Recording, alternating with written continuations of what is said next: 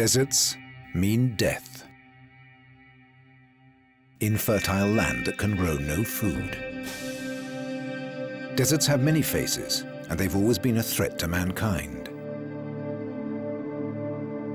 But never have they grown so fast, destroying fertile stretches of land every day. Now Europe is hit too. And as so often, the cause is man.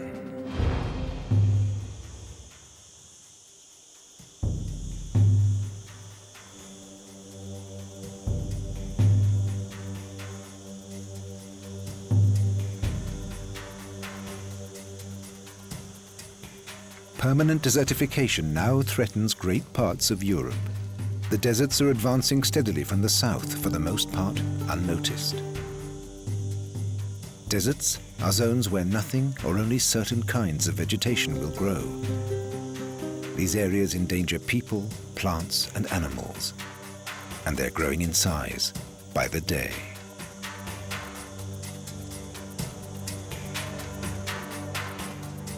The worst affected country is Spain. In the Middle Ages, 90% of the country was covered in forests. Today, 2/3 of the land is at risk of desertification. And in the coming years, great parts of the Iberian Peninsula could turn permanently and irreversibly into desert. And the cause is Homo sapiens. Nature is pitiless when man neglects the environment.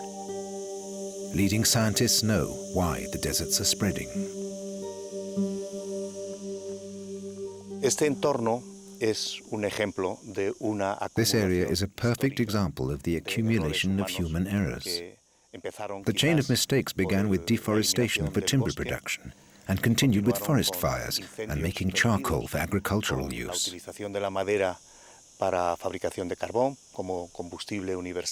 This combination of harmful activities has led to the landscape we see here today.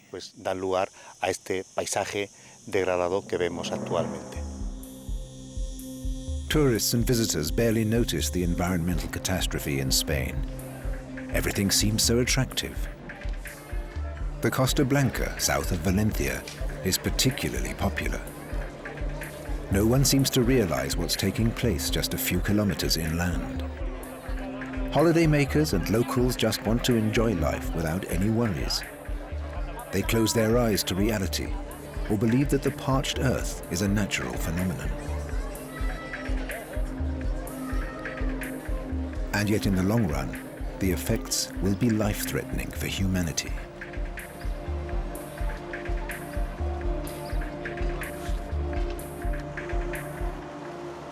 One of the main reasons for the destruction of Spain is here, right in the middle of the Valencia region, the holiday town of Benidorm, mass tourism at its most extreme. This vacation machine has been running at full speed for decades. With a room occupancy rate averaging 80%, it's the busiest of all Spain's tourist resorts. 5.5 million people visit the town every year. That's up to 350,000 a night. Benidorm has been growing since the 1960s, mainly upwards. Today, this former fishing village has the highest density of high-rise buildings in the world outside Manhattan. According to experts, the town consumes 22 million cubic hectometers of water a year. That's 22 trillion liters, a number with 12 zeros. Not even half that amount comes from its own surroundings. The rest comes from the hinterland. And average water use is 850 liters per person per day.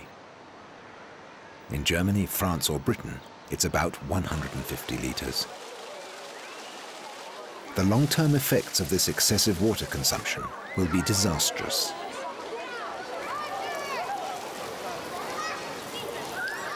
But the tourists keep flocking to water parks like Aqualandia, with its 14 swimming pools and 27 water slides.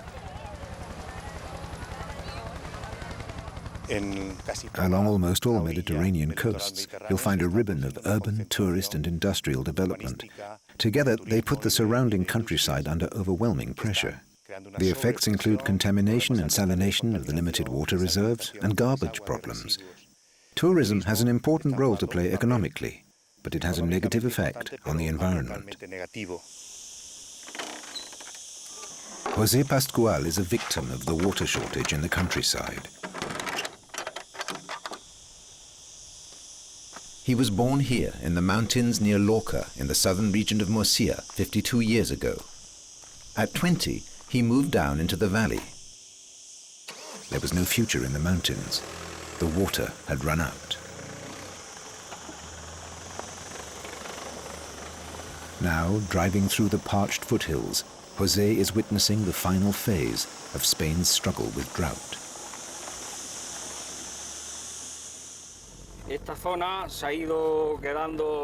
This region has lost more and more of its population, its people and its trees.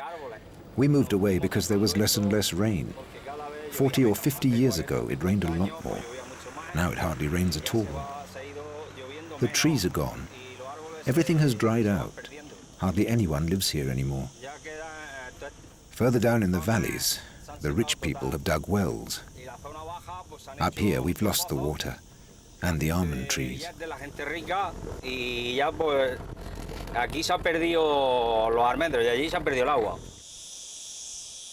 But when the people have gone, there's no one to take care of the land.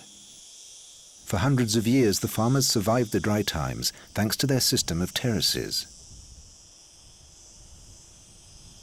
The water was collected here in short but heavy periods of rainfall and channeled into the reservoirs. Now, the Spanish hinterland is in decay, and a unique agricultural tradition is being lost. This is a good example of a Mediterranean terrace. It stabilizes the arable land and holds it together. And it's also a good example of a place that has been abandoned and is falling apart. When it does rain here, it pours. Without the terraces, the water is no longer retained by the earth. It flows downhill and drags everything with it. The terraces and the earth are swept away. The debris then destroys terraces further down the valley. The whole system collapses.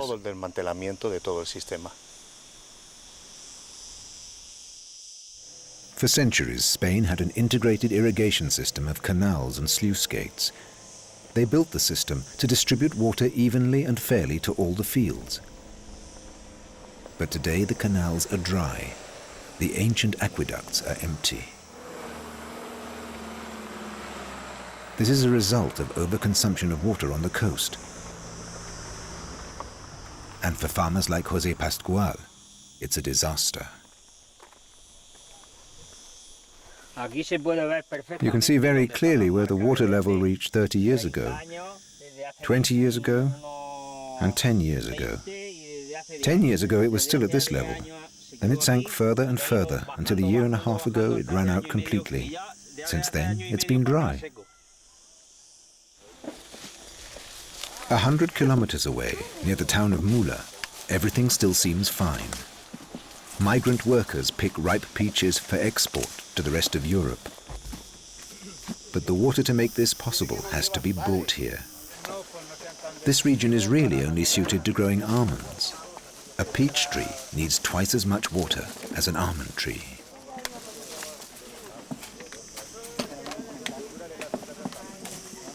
But in the search for popularity, Franco had ecologically absurd canals dug right across Spain.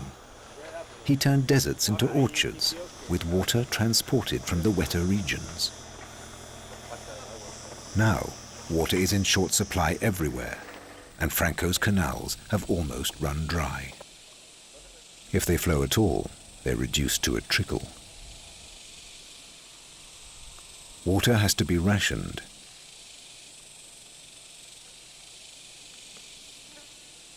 But in these dry areas, no fruit can grow without irrigation.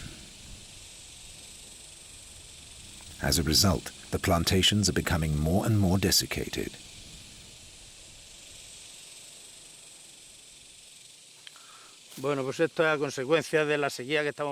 This is the result of the drought we're currently experiencing.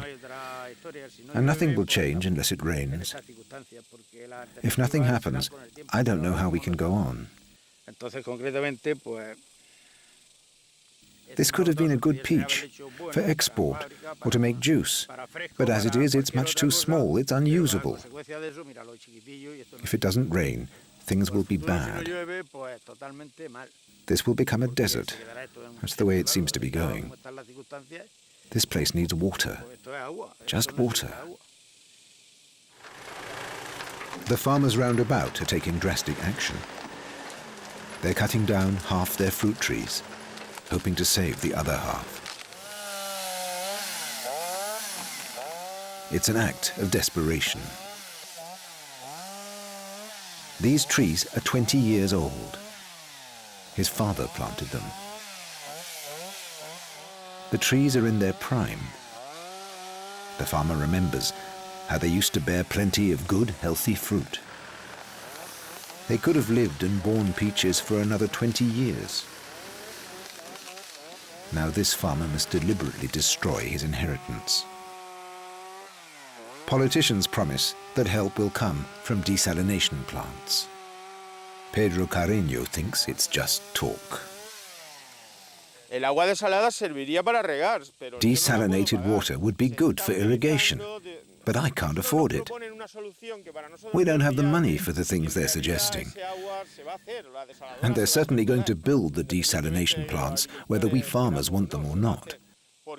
Because there's a lot of new tourist development, and the water from the desalination plants will go to them. Even the little bit of water that still comes to us through the canals, that'll be diverted for drinking water for the new developments and whatever else they build there. Basically, it's a fraud. They're offering us something we can't afford. The water will be bought by the people who are making a profit on the new housing. Pero sí que la están comprando la gente de las urbanizaciones, que son los que tienen muchos intereses allí. All that's left to the farmers is a big pile of firewood and an uncertain future.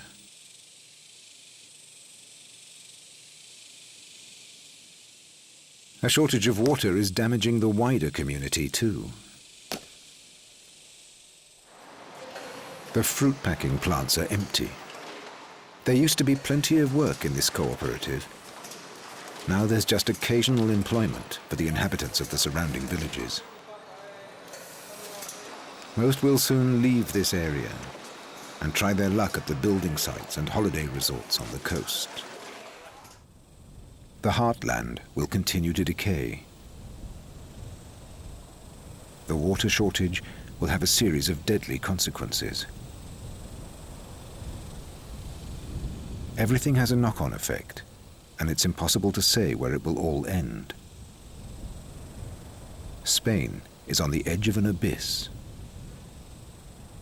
If something isn't done soon, this country will become a permanent, lifeless desert. And yet a glance across the Atlantic would be enough to see the terrible consequences of human error. This is Iceland, the island in the North Atlantic. The land of volcanoes and geysers.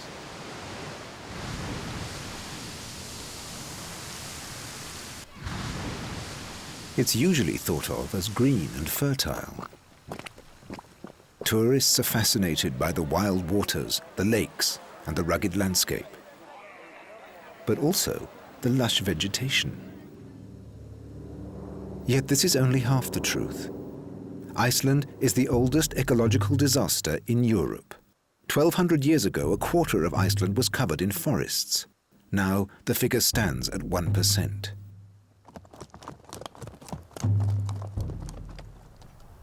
Iceland has Europe's largest deserts.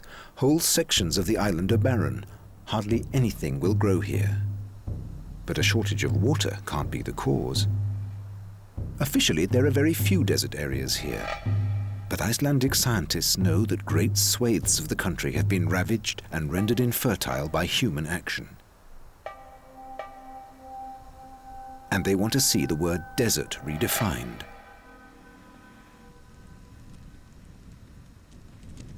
For deserts don't only occur in dry and hot climates.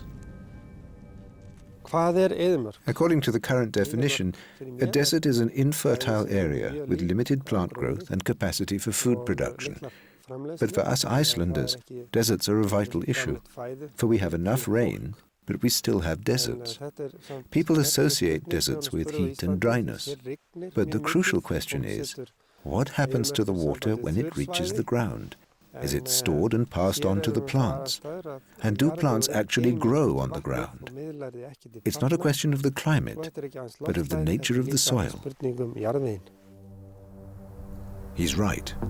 This island has plenty of water. Rivers and lakes dot the landscape. And yet often, nothing grows on their banks and shores.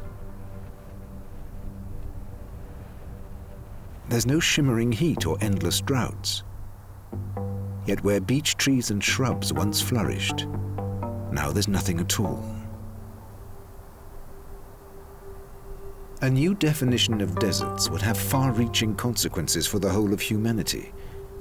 Suddenly, the infertile regions of the globe would seem much bigger. Calculations for feeding the Earth's population would be worthless. Great areas of the Earth's surface, now considered theoretically available for food production, would disappear off the maps.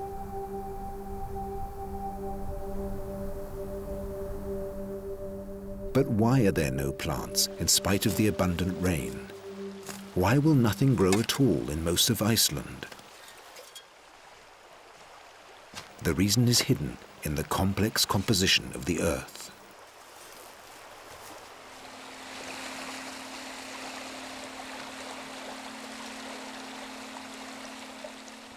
The Earth's surface consists of several layers. Above the middle layer, which mainly stores water, is the top level, which contains the nutrients. This layer is full of living creatures. It's the layer that ensures that the stored water is passed on to the plants. If this top layer is missing, the water alone is useless. Nothing can grow. So surface erosion must be prevented at all costs. The top layer must not be allowed to disappear.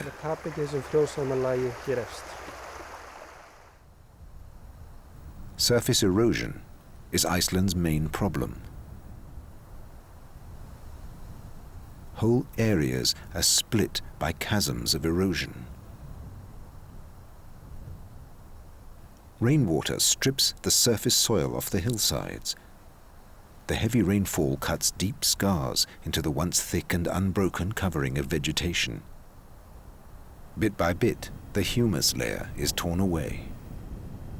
The fertile earth is borne down the hillsides and carried away by the water.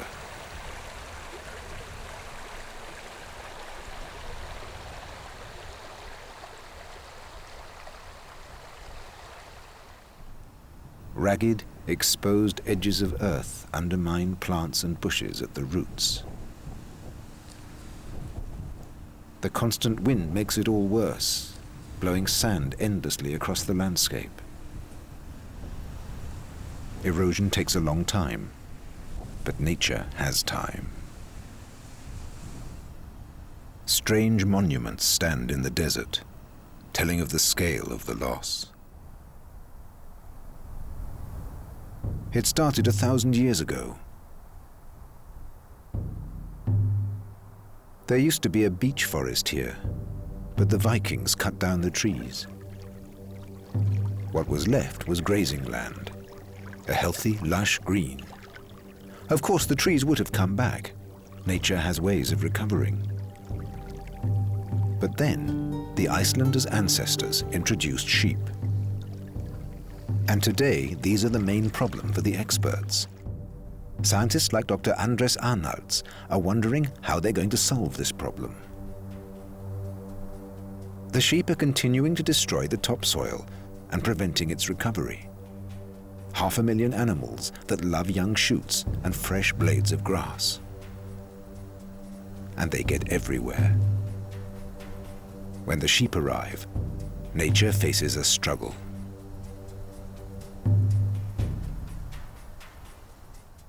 When a piece of land is in good condition, it has an even growth of vegetation. Grazing can't harm it. In fact, it can even do some good. But it has to be managed. And as soon as the land is damaged, for instance by overgrazing, the grazing itself becomes a critical problem. It damages the land and encourages erosion.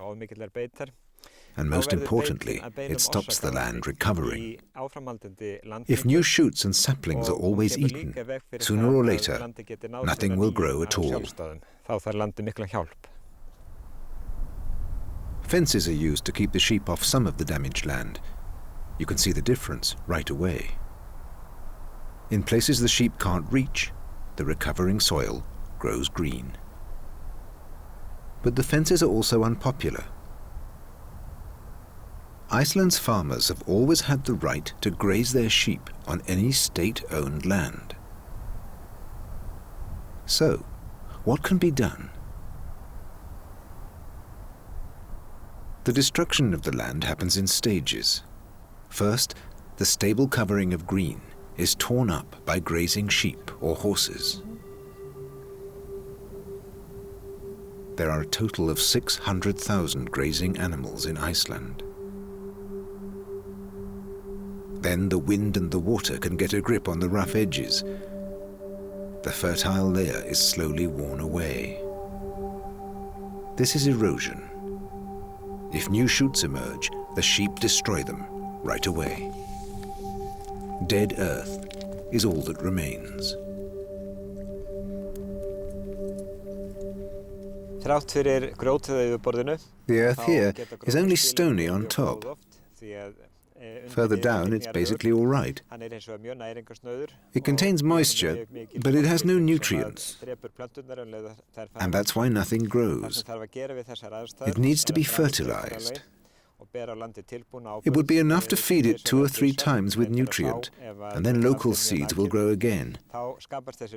Where the earth is in a worse state than it is here, you have to bring in seeds from outside. With a little bit of help, things could be growing here in about 10 years' time. And that's why, all over Iceland, you can see people working to refertilize barren earth. It isn't a very complicated job. On the eroded edges where the wind constantly strips away layers of earth, they lay down straw. It protects the surface, and it's perfect plant food. If the sheep are kept away too, new plants will be visible within a year, even in this stony emptiness. And that's when the rain becomes valuable again. Slowly the earth is becoming more stable. The wind can no longer just blow it away. The erosion slows down. It's the first decisive step. In Spain, no one seems interested in the lessons of Iceland's past. Few people are bothered by the destruction of the environment and its long-term consequences. They concentrate blindly on mass tourism, as by far the biggest money spinner available.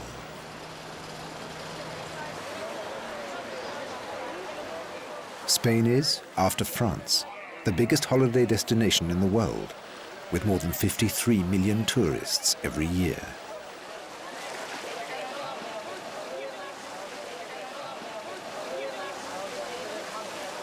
And water costs the consumer less than half as much as in Northern and Western Europe. While wasteful water parks and tourist complexes continue to mushroom on the coast, in the interior, the deserts continue advancing.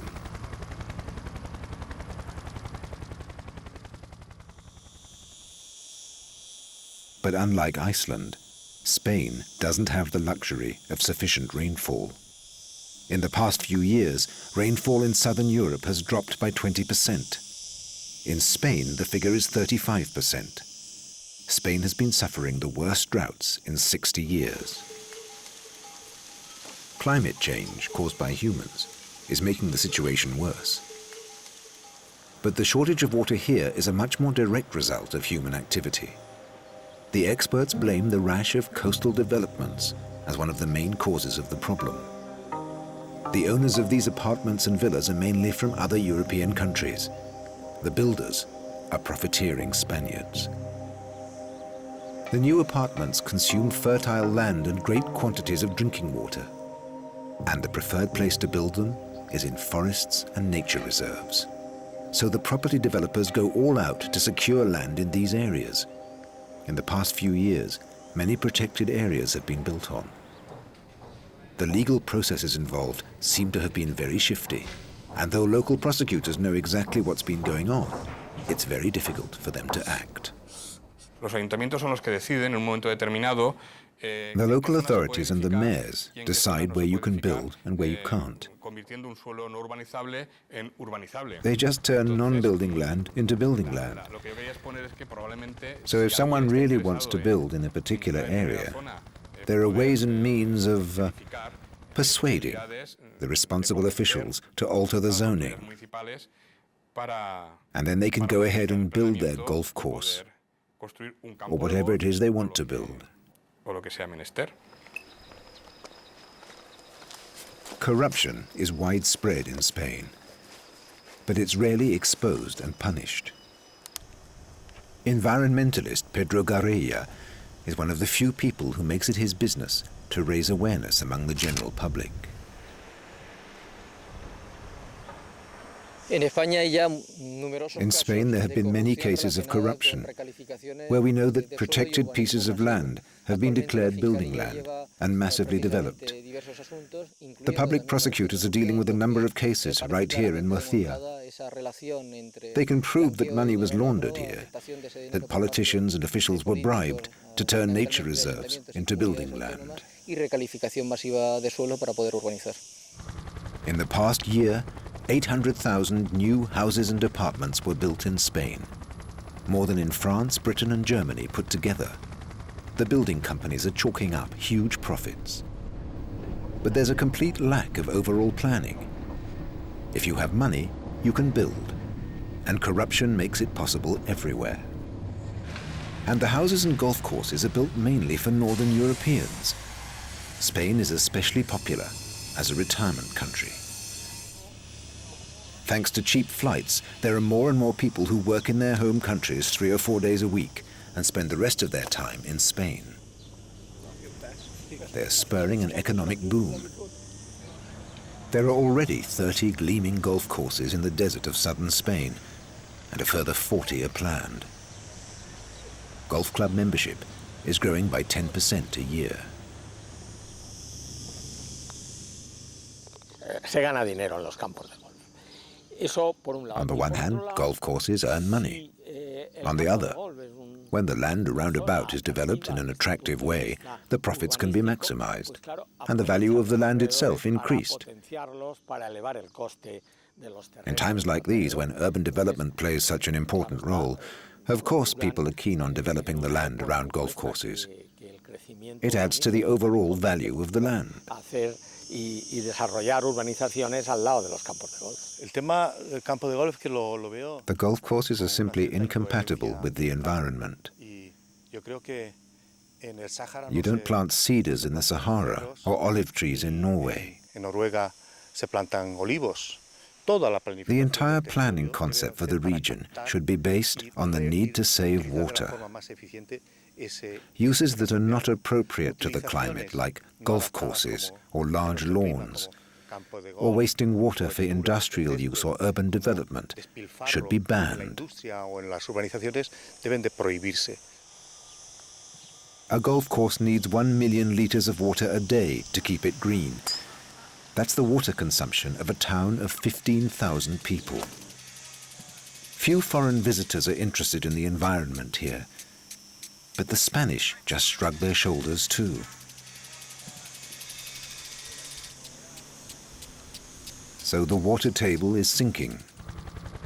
Wells, springs, and even rivers are drying up.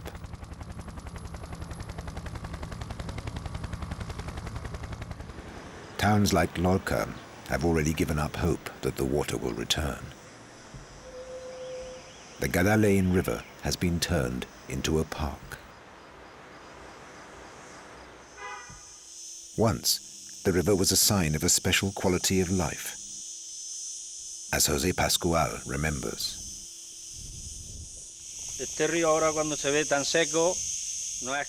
This riverbed wasn't always as dry as it is today. I used to come here with my father. There were wooden bridges to cross then. It wasn't a raging torrent, but it flowed. My father told me that when he was 20 or 25 and the houses didn't yet have running water, people used to wash in the river. And he came here to fish.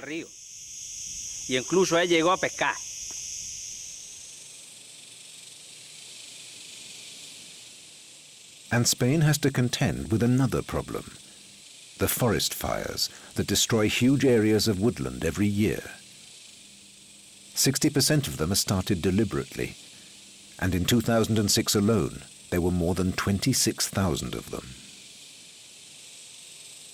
Over the last decade, 2 million hectares of forest and bushland have been burned.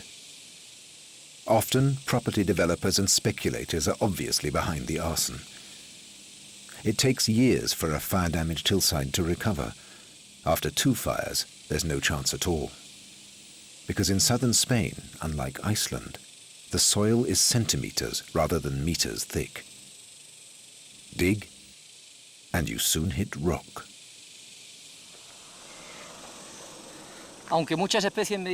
Many Mediterranean plant species will survive a forest fire, but the short but intensive rain showers we get here strip the earth down to the rocks. That can't be repaired by nature, and recovery becomes impossible.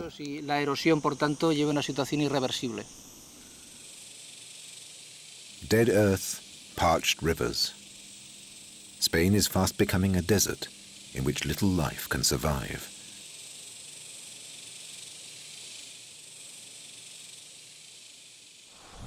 For farmers like José Pascual, the situation has become desperate. Now his fields down in the valley have dried out too. 30 years ago I came here from the mountains. There was water here. I thought I could make a better life. I planted broccoli, lettuce, melons. But for more than a year there has been no water, and we don't know what the future will bring. José's situation is typical of many farmers in the region. Even the big reservoirs around Lorca are nearly empty. If something decisive isn't done soon, all will be lost, for humans and for nature. Spain's deep south has seen an opposite development, but one no less dramatic. 30 years ago in Almeria, they discovered they could grow fruit in greenhouses. Now, 350 square kilometers of desert have been covered with plastic sheeting. Thanks to abundant groundwater, 32,000 greenhouses can now grow 2.8 million tons of vegetables and fruit for export every year. That's why Europeans can eat tomatoes, cucumbers and courgettes all year round.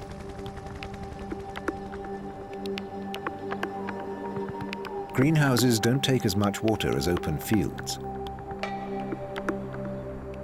Without them, no vegetables could be grown here.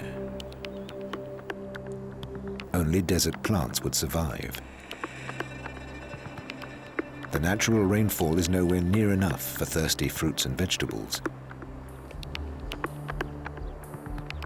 A kilo of tomatoes needs about 40 liters of water, which has to be raised from deep wells. The water table has been sinking for years. In some places, it's already below sea level, and salt water is starting to seep in. At some point, the underground reservoirs will become unusable or just plain empty.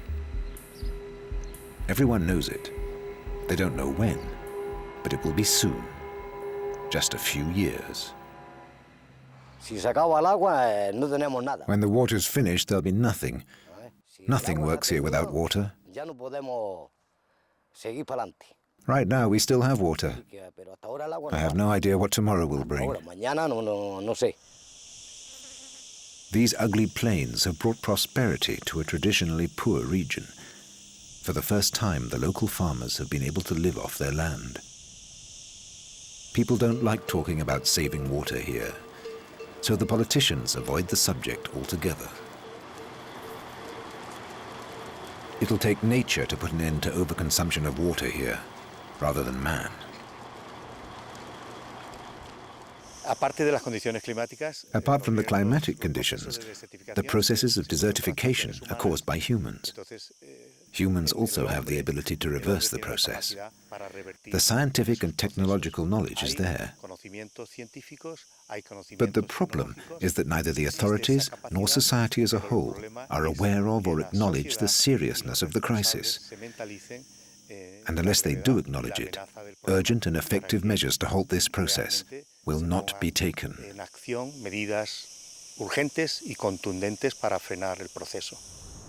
A new kind of greenhouse could be part of the answer. It's called the watergy. The water vapor that rises off the plants is funneled into the tower, where it's condensed. The condensing water in the tower is carried by cooler fins into collecting vessels to be used again. This closed system prevents water loss beyond the confines of the greenhouses. It saves about 80% of the water. Using this system, the annual rainfall would suffice to irrigate the greenhouses. Watergy is still too uneconomic to introduce on a large scale. But if the water runs out, technology like this will be priceless. The real potential of this system is that in areas where it rains even less than here, you can combine it with other water sources. You can integrate seawater into the system, or you can water the plants with recycled wastewater from the towns. A closed greenhouse system like Watergy is currently the only hope for southern Spain. But up till now, they've only built this prototype.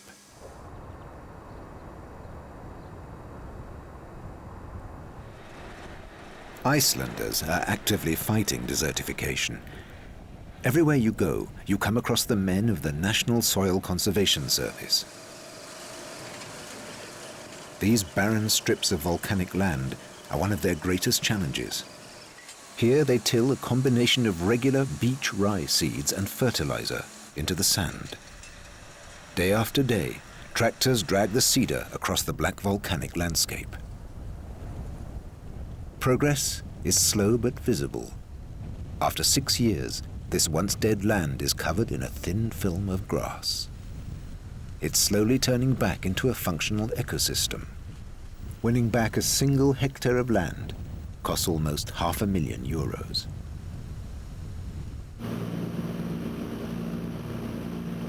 They used to use aircraft to sow seeds. But now, they only do this in particularly inaccessible parts of the island. It's too expensive, even for a wealthy country like Iceland.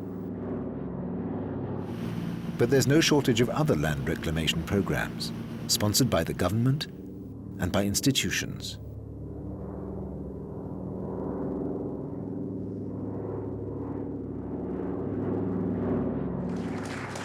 So the National Soil Conservation Service awards a prize every year to farmers who take an active part in land reclamation.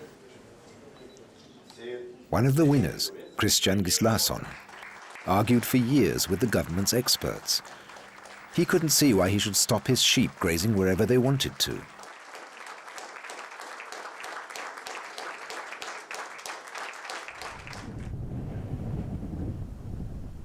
He was only convinced when the grassland around his own farm was no longer enough for his sheep.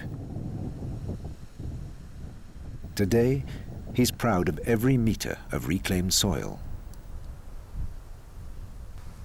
And now more than 25% of the farmers have joined in the land reclamation schemes.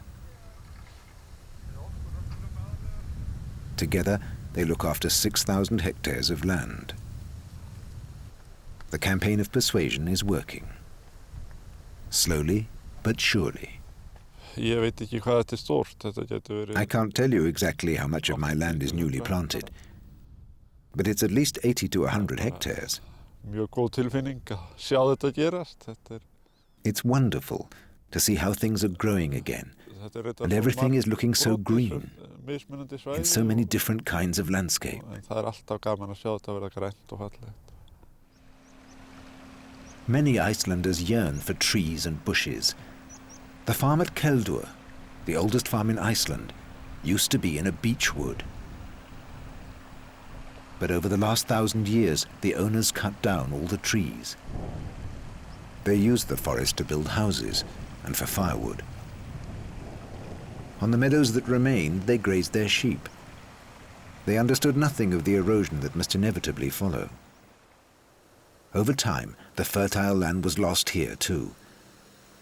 The ancient accounts and chronicles also talk of the volcanic ash that always returned to cover the few stubborn plants. And the storms came. There used to be neighbors here, but finally the farmers round about gave up and moved away.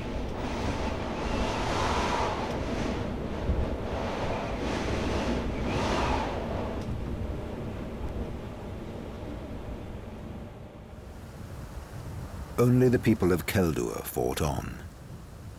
They built walls out of lava rock to keep out the sand. As long as the sand keeps shifting, plants can't put down roots, and the flowing sand suffocates the young shoots. The walls saved Keldur farm from destruction. If not for them, this would be a bare mound of lava. My ancestors did something remarkable, and so I see it as my duty to complete what they started 400 years ago. It's a matter of course for farmers like Skúli Litsson to join in the land reclamation. Whenever he can, he seeds and fertilizes his land. The seeds and fertilizer are paid for by the state. It's tedious work, but the results are there to see. And it also helps in the battle against climate change. For every green hectare can absorb 2.3 tons of carbon dioxide in the atmosphere. 8 years ago, I started to plant lupins and birch trees on the bare volcanic rock. Now it's real forest soil. If there's a sandstorm today, the soil can no longer be blown away, and new sand can't do any damage. The soil remains intact and can cope with it. It's stable, and it already has a proper layer of humus.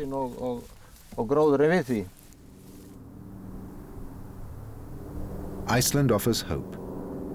No other country in the world is tackling the problem more thoroughly. 60 years ago, Ginnesholt, the headquarters of the Soil Conservation Service, was bare land. Now it's a fertile oasis. Over the past century, all the planting measures have been coordinated. The service spends more than $6 million a year on land reclamation. Methods have hardly changed over the years. It's manual labor.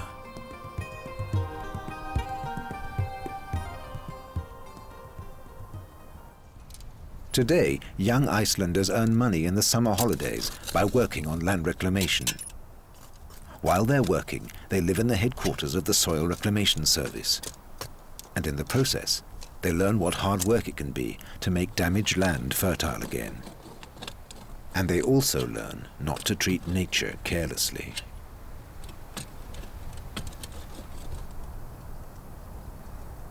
These young Icelanders plant, sow, and fertilize. And they smooth down the broken, eroded edges so the wind has nowhere to take a hold.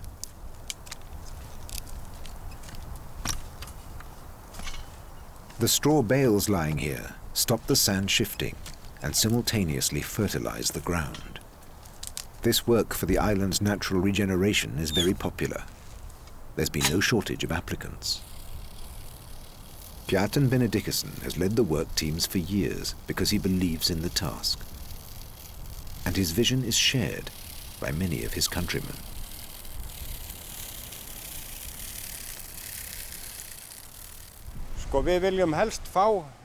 I would like to see the vegetation from the time of the first settlements come back again, here and everywhere else in Iceland. Everything should be green and fertile. It'll take a long time before we get there, but it can be done. The state has set aside large areas for experimentation by plant and soil experts, a unique, gigantic open-air laboratory. In long years of work, they test different combinations of soil, fertilizer, and plants. They measure every square meter and record every plant. They want to know how different soils and fertilizers affect the growth of particular plants. Because the interaction of the three factors, nutrients, water, and the plant itself, is extremely complicated. For instance, water drainage varies depending on the preparation of the soil, over time, and according to what is being grown. This indicates that the quality of soil varies over time. In poor soil, the water seeps through too quickly, or not at all. A desert is always dry, even if there's enough rain, especially where there's no vegetation. The water simply drains away. But the earth here is moist and full of nutrients since we started planting it. This soil has the qualities of real earth. It absorbs water and gives it back to the plants. Now we want to know exactly how that works and how we can encourage and speed up the process. No nation has devoted itself to the fight against desertification the way the Icelanders have. In many places, their success is plain to see. They've made a virtue of their history, and their scientists are now sharing their knowledge with the rest of the world. They're now advising countries like Mongolia, which are also suffering from desertification. The Icelanders hope that the world will learn from their mistakes and will not let things get so bad in other countries. They firmly believe that one day their island will once again be covered by forests.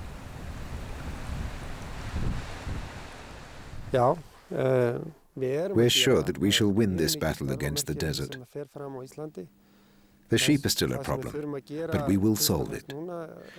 Perhaps it'll take a while yet, but the only really important thing is whether we win the battle against the desert. And I'm quite sure we will.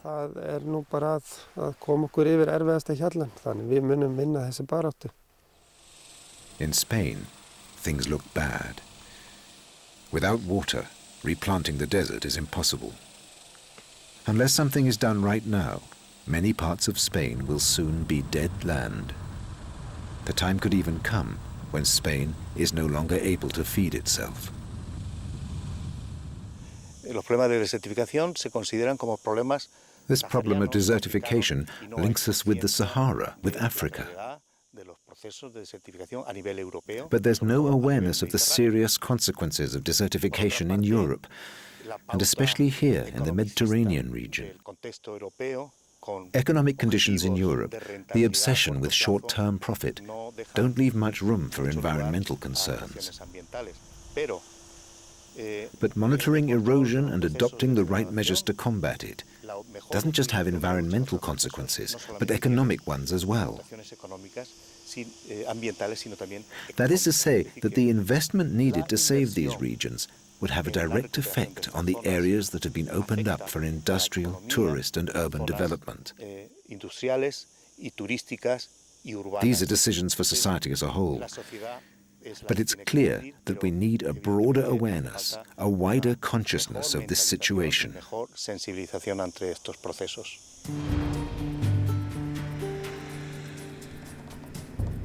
Mankind shapes the earth. If we don't change our way of thinking, the desert may one day be the face of the earth.